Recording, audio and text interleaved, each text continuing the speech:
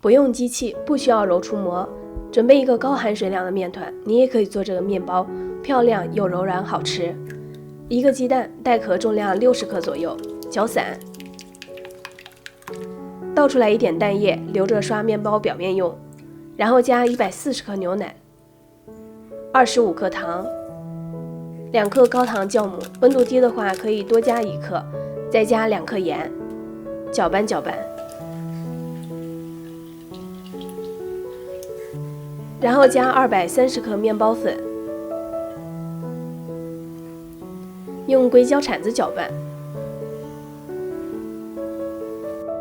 没有干面粉就可以了。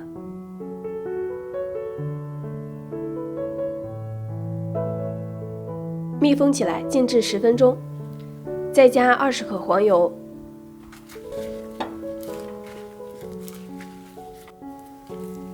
直到黄油被面团吸收。面团看起来比较光滑了。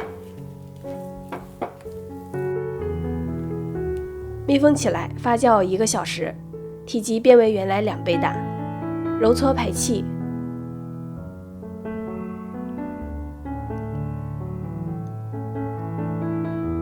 揉面板上撒一点干面粉防粘，把面团整理光滑。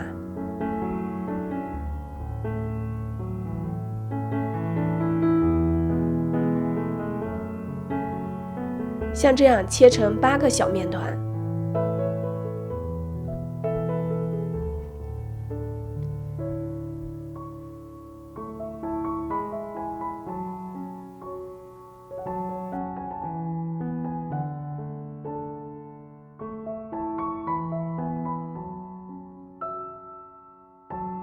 再把每一个小面团揉光滑。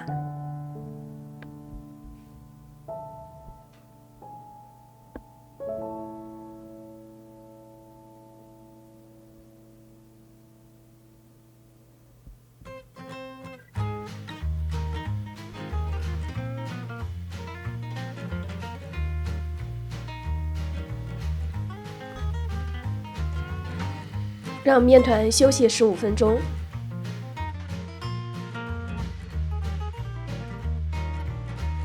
擀成圆形，拍掉周边的大气泡。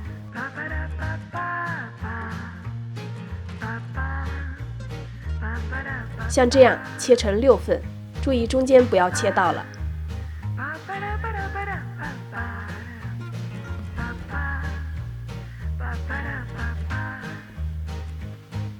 捏一捏，漂亮的花朵造型就做好了。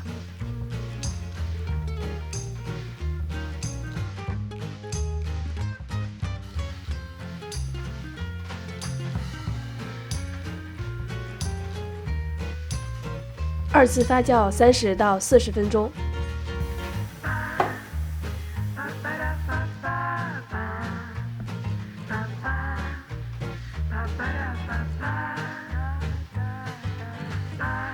表面刷蛋液，帮助面包上色。